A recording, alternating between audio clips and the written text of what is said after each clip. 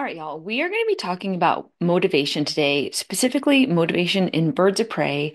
And even more specifically, we're going to be talking about what happens when maybe you used to have your bird of prey going regularly with the training session, and then suddenly motivation just sort of like tanked.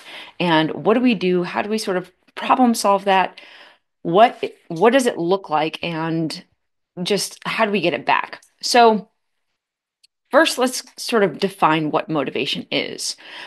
Motivation in this specific context is when the bird has a desired response for what we want them to do in that moment. So, they are working actively towards the reinforcer of, that we want them to work for at that time that we want them to do so. So that's kind of the most important part because we can be motivated to do a lot of different things. It just depends on what the context is. So we use motivation, whether we're talking about falconry, whether we're talking about education birds, whether we're talking about abatement birds, in a lot of different contexts, because we're actually using it in order to have that bird perform a specific behavior in the context that we're looking for. So whether we want that bird to, actually go after a quarry, if we want the bird to sit calmly on the glove in front of people, whether we want them to, crate up when we want them to crate up, step up out of the mews, do all these different things with a desired category of behaviors like, calmness, readiness, willingness to work without showing a lot of, escape and avoidance behaviors. So historically, there are, three categories of, reasons why the bird doesn't want to perform the behavior that we want them to perform at that desired time. So these are kind of the three sort of categories that we've looked at. So one, the bird doesn't have the necessary information that they need in order to do that behavior. Two, the bird doesn't have the requisite skills. Three, they don't have the requisite motivation. So I was originally taught that these are three separate categories, right? So it's either, one, two, or three, maybe a combination of two different categories, but typically we look at those three categories. What I know now is that these categories are inextricably linked. So we're going to go through that right now and just kind of talk about what that looks like in, a few different scenarios. So first, let's look at the information category. So what does it look like if the bird doesn't have the information that they need in order to like do a specific behavior like stepping on a scale? So let's take a look at that.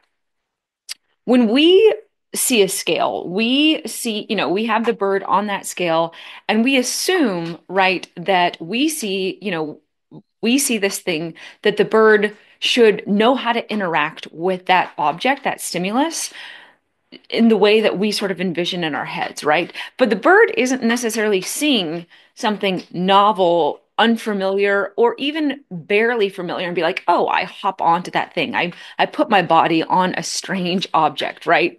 So when they don't interact with it in the way that we expect, then we can make assumptions about why they wouldn't interact with it. Maybe they're afraid of it. They have a bad history around it. But really, most importantly, early learners don't necessarily know how to interact with new objects that just seem obvious to us, right? We've put birds on scales hundreds, dozens, maybe thousands of times, and I did that all wonky, right? But so it's just so obvious to us how this bird should be interacting, and so we can get kind of lazy and complacent, like, oh, right, this bird has no idea what I'm wanting it to do, and so we might be bringing that bird closer and closer to the scale, and we're expecting it maybe to lean forward and be curious and interested, and the bird is like, don't bring me close to that scale. I think not. And, instead, what we would start with doing is assessing what that critical contingency is. Like, is the bird showing curiosity towards it, or are they showing avoidance? And then we would be using that critical contingency in order to reinforce the desired behavior. So if we see the bird is like, whoa, step back, I don't really want that, then we would reinforce calm behavior with distance once we saw that behavior. So we'd be moving at a speed that we would actually be able to achieve the behavior that we want to achieve, right? So that's a lot of times what people get wrong about using space as a reinforcer. They're like, oh, you're going to get to flooding, and then the bird is going to have learned helplessness, and then then you're expecting to reinforce with that. That's not what we're talking about at all. You're just moving a bit too fast. So we just slow it on down. So that is what we can call kind of the curse of knowledge bias, right? So it's this cognitive bias where we incorrectly assume that everyone has as much information that we do on a given topic. So this is really classically just demonstrated in what's like thought of as like the tapping experiment that Elizabeth Newton in 1990 showed. There was just this classic demonstration of the curse of knowledge. So tappers were asked to tap out well-known songs while listeners tried to guess them. So the tappers believed that their performance was really clear. So you would have the song in your head, you tap out Happy Birthday to You or Twinkle Twinkle Little Star, and the listeners were unable to identify the tunes. And you can actually do this, with your own unwitting family at home. You can clap out a song, and you can even do this by yourself. You can, if you're just really nerding out on this stuff, you can clap out, and voice memo yourself a song and then replay it and see if you can actually guess the song. And you can do this a couple of different times, and you would be really surprised how obtuse that rhythm actually is when you don't know what the song is. It's really fascinating. So this highlights how knowledge can create this unconscious barrier to understanding others' perspectives. And just kind of like a little note, a personal note, when I was taking Calculus 2, my freshman year in college, which is just, you're not really in the learning mode anyway, but I had this really smart teacher. And I remember he was explaining, I don't know if it was like derivatives or I don't remember exactly, but I remember him saying, like, yeah, and then you just go boom, boom, boom. And I was just like, what? Like, I could not get with him from point boom to the last boom. And I just remember thinking, how am I going to do that on a test? And since then, I've actually, since, being in my graduate program, my teacher will go through an example, showing something, in study design or something. And he goes through a single example, and I'm right there with him with that one example. But when it comes time to make an inference on, another example, I have no idea. It's really hard to be able to apply that knowledge. I need more, study questions. I need more help in order to be able to apply those mathematical techniques because, he's got the song in his head. He knows how to apply this after decades of, field experience, but I'm still not quite there with him. So, it's one of those things that we have that curse of knowledge, right? We know that scale isn't going to bite the bird. We know it's safe, but the bird doesn't actually know. So, that is, that's that where the bird doesn't have the information, and it's 100% going to impact the bird's motivation level. So the bird cannot practice or refine those required skills because it doesn't understand the task. It doesn't know how we can actually shape the behavior because, or we don't know how we can shape the behavior because the bird has no idea what information it is that we're actually trying to achieve. So we have to provide that information through shaping and reinforcement procedures, and it usually takes more repetitions than you think in order to fill in those gaps. And then the other important part is that repeated failures reduce the bird's overall motivation as well. All right, so let's talk about requisite skills. So, a bird, lacking those requisite skills means that your bird lacks the physiological or psychological foundational skills to perform the desired behavior. So the bird may receive information about the task, via shaping or luring, but still struggles to act on it due to skill deficits. So this is kind of a classic example, what we talk about in free flight training. So for instance, when we are building those skills about how to come down out of a tree, right? And we do it in a safe space, like in a big aviary, a big indoor space, all, we can achieve in that indoor space is maybe, a 14-foot drop, for instance, and there's no way that we can possibly replicate what it would look like outdoors because we just don't have what it could look like outdoors. We can't get the 50-foot drops. We can't get the 100-foot drops. And so we work as much as we can, but at some point we have to like let go of the fact that we just won't be able to have those requisite skills. So the bird knows a salient recall cue, right? It knows, it has that information of what's being asked of it, but it doesn't have the skills yet. The pectoral muscles, the all of those skills that it takes, the fitness, everything that it takes to come down either when it's flying high, or it's stuck up in a tree or on a building, a rooftop, something along those lines. So that is, that definitely can either look like motivation or lack of motivation. And in some cases it is because, those are some of the things that people really try to overcome with hunger. And you can definitely make things, um, I want to say, you can change things with uh, food motivation to a certain degree, but you can also have a lot of fallout issues as well. But that's for a whole nother situation that we talk about a lot in some of our other content. So if the bird struggles and doesn't achieve reinforcement, it can lose interest or confidence. And conversely, if skills are built incrementally with small successes, the motivation often increases.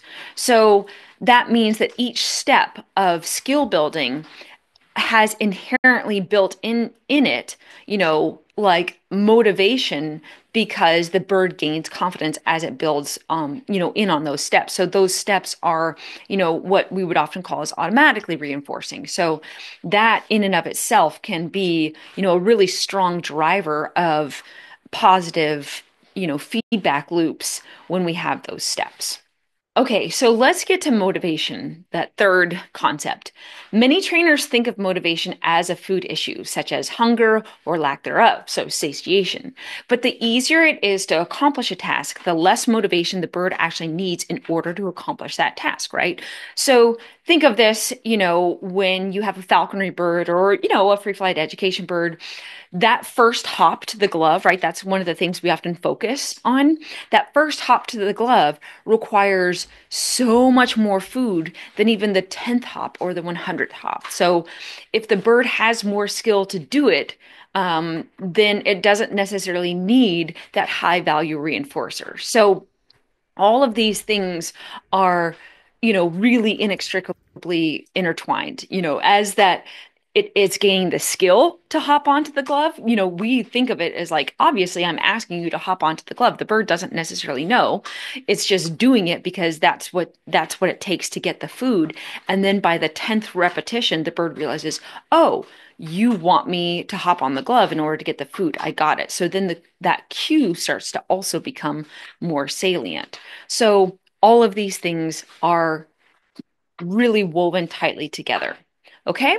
So now let's talk about this really specific scenario about what happens when motivation drops. Now, this is a more common scenario than you might think because the whole point is that training is dynamic. And if you are, first of all, if you're keeping your bird sort of wed to one tight, weight range, then maybe you might have an issue, as seasons change or, the environment changes basically.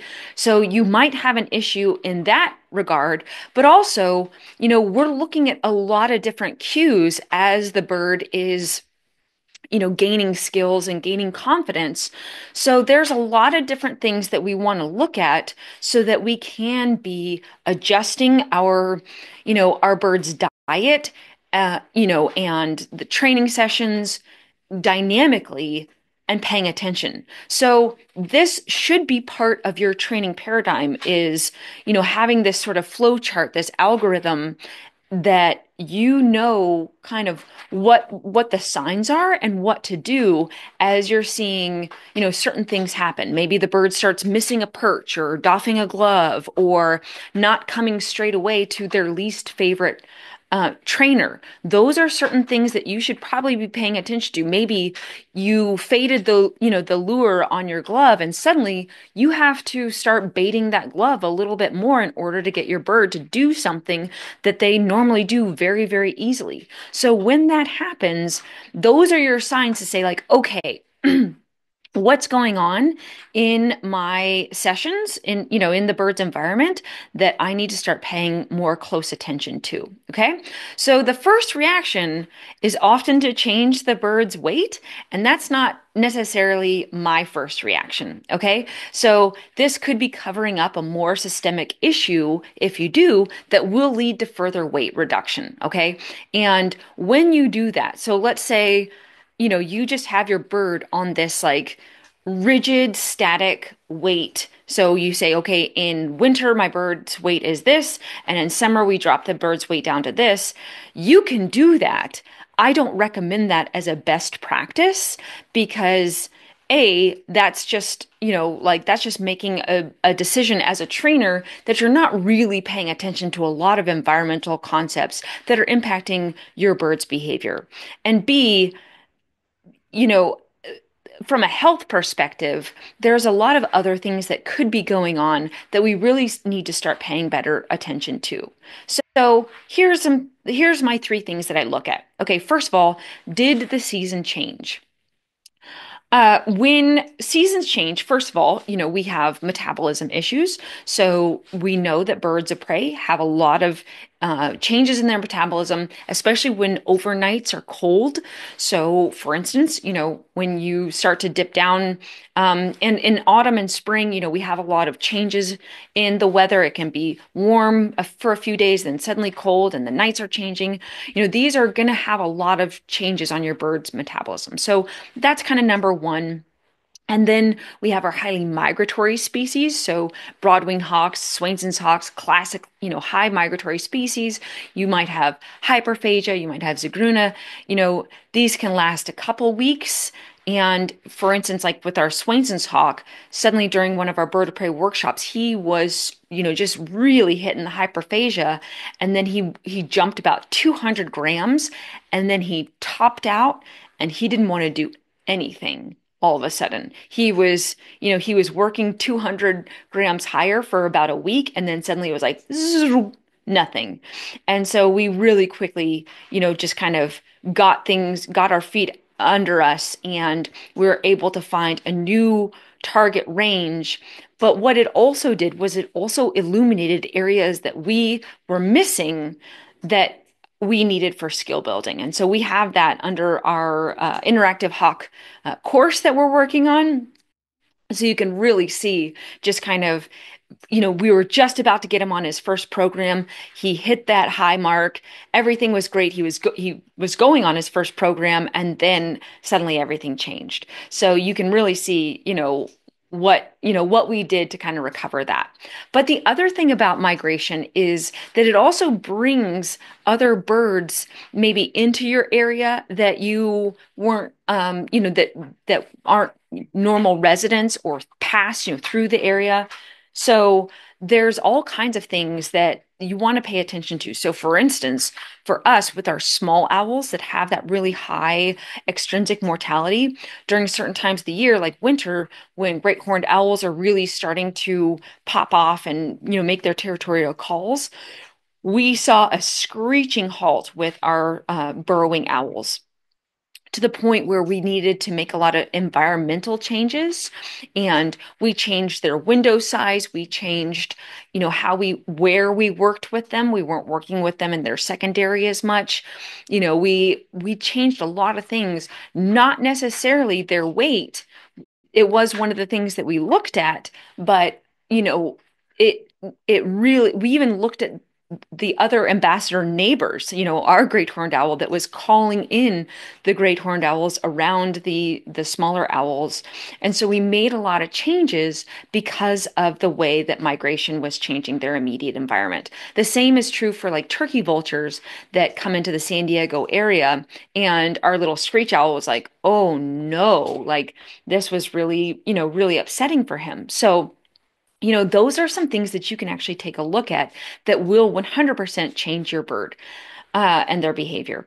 So, two things that happened for some of the people that I work with, and this was really interesting. They work in colder areas, and during the winter, they kept seeing this pattern where their red-tailed hawks would get really upset and start bouncing around their mews, making a lot of calls, like kind of that nervous, like kind of call. And it turned out that bald eagles and golden eagles were actually posting up outside their mews, and so they were like seeing this really upsetting thing to the point where they had other mentors, from like training organizations outside of, what the work that I was doing with them. And they were like, the behavior was so stark that they were getting suggestions to actually euthanize these birds. Like, this is how upsetting it was. And I was like, I don't really think that like this is happening. And I don't think that that's where we need to go quite yet. Like that's a really like that's a welfare decision that has a lot of implications that we really need to be paying attention to.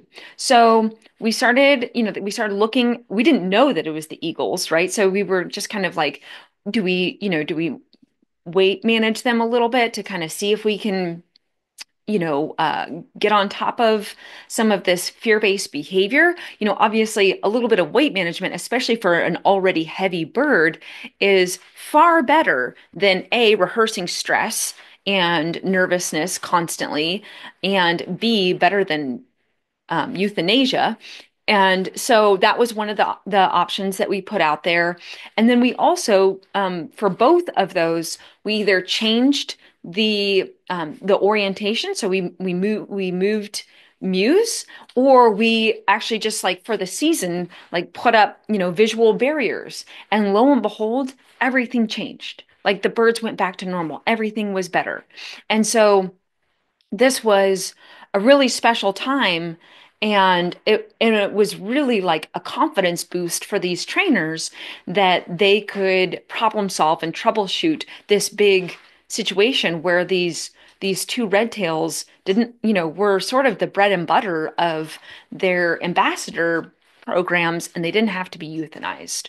So I totally understand the concept of humane euthanasia, but in the case where a bird is showing extreme fear and it's a pattern, but it's not systemic, and comprehensive over the course of their lives, that is something that we can totally troubleshoot. So, so let's go to number two, trainer error. So trainer error is just always out there as some sort of eater of motivation. And that's true whether you are an expert or whether you are a novice, right? There's always going to be imperfections in our training practices. That's just the way, that's what it means to be, a biological being. So, you could have trainers moving too fast, engaging in sessions that go too long, right? The bird just gets absolutely exhausted or fills up, beyond what they're being asked to, and we're just not matching the level of effort with the amount of reinforcement value that they're getting out of that session. You could have too many avoidance-based behaviors in that session. So we're asking, once again, we're not reading into their body language cues. And so we're the way that we're moving around them is not assessing once again that critical contingency. So we're coming up to them, too fast. The bird is like, "Whoa, what's going on? Why are you coming at me?" But we think like, "Oh, well, as long as I'm giving food, right?" You saw me in that eagle free lofting course where I started out, I was trained to think, well, as long as I have food, this bird has to eat in front of me. And, after 2 or 3 days, I was like, oh, okay, that is not the answer to this question. So we're misreading signals and we're frustrating our birds through our clumsy mechanics.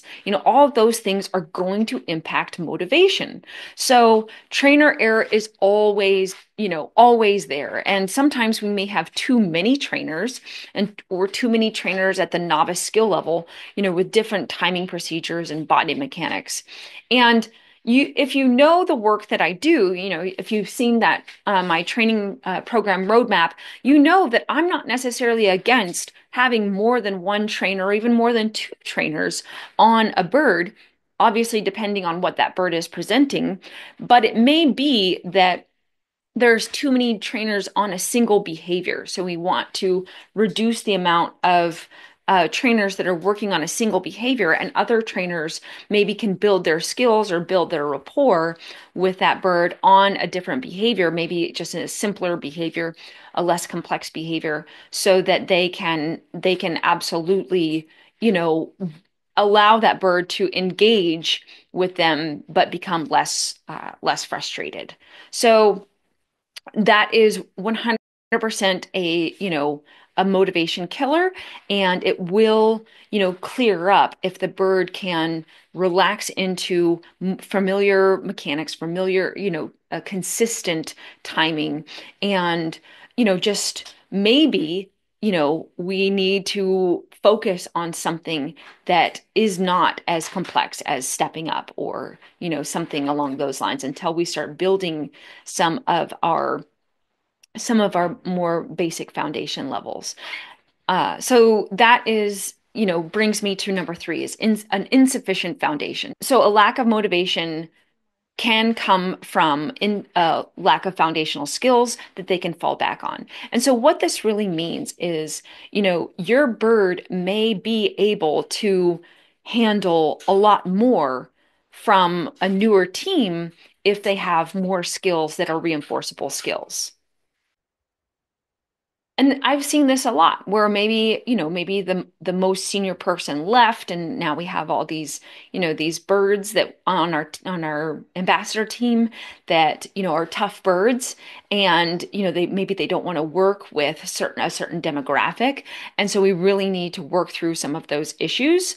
But this is a great time for us to be working on some of these simpler behaviors for the bird, so that we can start giving them something that we can reinforce more behaviors while we're marching towards that tougher behavior. So, for instance, if we have other smaller behaviors that we can also reinforce to increase our degrees of freedom while that bird is learning how to step up on a novice trainer, like, targeting or orienting a certain way, moving their wings, or, wagging their tail a certain way, all of those kinds of things, those are absolutely, little comfort skills that we can 100% reinforce, and, just once again, build those skills. Those are, certain things that I find really helpful. And, you can have them, target to something in their muse, right? Just so that they can, get more reinforcement value from moving around. All of those things are really, really good, to be able to be building. And you don't have to go right to the step up, right to creating, because the more behaviors that you can reinforce, the faster your bird is going to learn. So I like to say that. And that was one of the things that I learned, over the course of the last 5, 6 years, even, just through learning the constructional approach, is that some of the hardest behaviors for the bird to accomplish are the ones that we've have traditionally tried to train first, like stepping up or crating. And we have erroneously set these as metrics to assess as to whether or not the bird has good welfare, or the bird will make an ambassador, or if our trainers have expertise.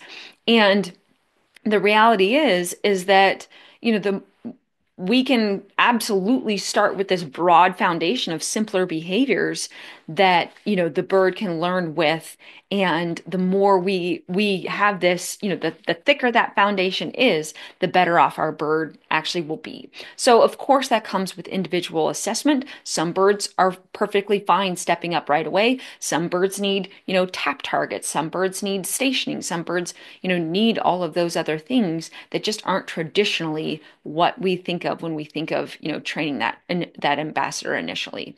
So, uh, just thinking about how we can get those birds fluent with these behaviors, because then they need less motivation for them to perform them, and then it's easier for them to level up.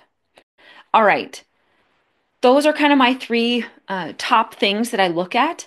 But one of the more important things that we want to talk about is how we can sort of objectively rate fear and avoidance-based behavior. So I get a lot of, talk inside the avian behavior lab about, a bird, a prey that, maybe it's just coming into the ambassador program, or again, maybe it's lost this motivation and something changed and they aren't sure what to do first. But we need to talk really empirically based in terms of what are we looking at? So I like to rate, I like a good small ratings, tight rating scale, I should say. So when I'm rating fear behavior, I rate it from 1 to 5. So 1 is ready to work, just kind of curious, taking whatever reinforcer, responding to whatever reinforcer that I'm working with. And 5 is flushing and bouncing against the walls. So the desire for this is to stay within that happy medium of this continuum and recognize that, this is a function of conditioned cues and physiology, right? So we can 100% make this, we can condition this bird to be, one way or the other through the way that we work with this bird. Now, the other thing that I do is I also rate motivation 1 through 5. And there is a little bit of overlap here. So it's not just like a 1 through 10 continuum. So the way that I rate motivation is 1 is flying at the door when we try to open it, right? When the bird accesses some sort of audio or visual cue of our arrival. And then 5 is kind of, sitting on that perch and maybe looking up and away or starting to bounce when they access those visual or audio cues of our arrival. So you can see there's a little bit of overlap, but it really helps as we're moving from fear towards motivation, what it is that we're looking at. And once again, there's that nature and nurture aspect of it, because imprint birds, again, like that Swainson's hawk, can be very quick to go to a 1 on the scale of motivation and be flying at that door if every time I open that door, I throw in food, or I put up my glove and there's food baited on it, and he's going to just slam that glove and maybe even slam me if I'm just opening the door without even a glove up. So you want to be really, really careful about how you're conditioning your bird to access those cues of either avoidance or approach. So you can be really intentional about how you want that to happen. And this is why it's important that other metrics are available. So if you can look at body score, if possible, if the keel is something that you're able to palpate, voluntarily. Also, thighs, are a good metric, especially if you have a bird that does have limited mobility, and the keel score may be off because, either your bird isn't fully flighted or you haven't built up that muscle, because muscle will lay on the keel a little bit differently than fat. So, the other part is, are we aware of what contingency is at play at a given point in time in your training program and in your training session? Because it does change. So the point of all of this is that training is complex and dynamic. It is not a matter of a simple linear progress from stepping up to getting on the program, okay? So if you've watched any of my full courses, you'll see that we like to show like, hey, we were trucking along, we had a little bit of a dip, we moved past it this way, right? There was a dip in motivation. This is how we worked through it. And then we moved along, and then, oh, maybe there's another dip for this and this reason. So we show a lot of our problem solving in those courses. A lot of times the things that we put up, maybe like, in a different scenario, maybe we're talking about it where we're just kind of showing, just like the overview of the process. It doesn't lend itself super well to showing, the ins and outs because they're complex. And a lot of people refer to that as like the art and the science, but really, that's what science is. It shows you how you have to have kind of an adaptive strategy, and that is the point of science. And science doesn't just say like this is the way it is and there's no other way. That's the whole point of being a scientist is knowing that things are going to change along the way and you have to adapt and be dynamic. So I do take issue when people use the term, blending the art and the science because it really doesn't give credit to the way science works and that it is supposed to change and you are supposed to be adaptive to it. So with that in mind, you're assessing the training fluency, the saliency to the cues, understanding the body language and how to respond appropriately, looking at the critical contingency at play during each time. And if you see our great horned owl work, you can see the times that he stops looking at space as a reinforcer and then he starts interacting for food. And it's really, really valuable because, we show you, we're not weight managing him. He's actually doing this because of the way that we worked with him. And we showed him that we were valuing his space. And we used that for, intentionally. And then the other part of this is that it's important to know what to feed and when to feed each day. And these are to set your bird up for success over a 48-hour period.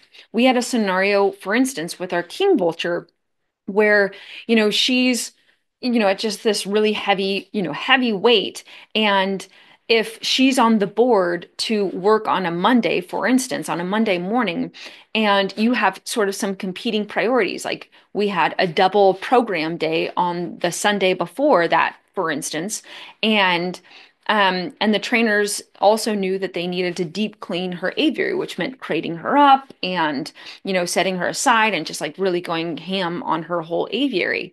But it was a double program day, so they didn't get to it until sort of the end of the day. So she got fed out later that day, her whole diet, after everything was all cleaned and fresh, so that they could make sure that she was crating up well. Well, what that did was it made it so that she was still full, for the next morning, and she crated up for her session, but it was really slow. And historically, when I've worked for other facilities, what would happen would be if that bird got fed out, later in the day and then was weighed the next day but was acting like not really into the weighing session, and we would rate that. If the number was still what their weight range was supposed to be, but they weren't acting right, you had to report that and they would reset the weight lower, right? But the whole point is that we're on, 24 to 48-hour schedule with birds of prey. So what the number is on the scale doesn't necessarily reflect the motivation level that they have. So if that bird got fed out later and it's not catching up yet on the scale, and you are managing based off of that, then you're actually managing that bird's weight on incorrect information. So with the king vulture, it was sort of a lesson in how to manage those competing priorities. Is it necessary that she, works on Monday, or is it necessary that she gets deep cleaned on Sunday? Or can we actually, do we have the time to deep clean her on Monday so that she can get worked and still has the interest level in her food so that she can get fed out earlier in the day on Monday, and we can make sure that we have kind of the best of both worlds, because that's kind of that bird of prey 24-hour metabolism where we want to make sure that she has interest for safely going in and out of her crate, as well as having all of her hygiene and husbandry needs taken care of.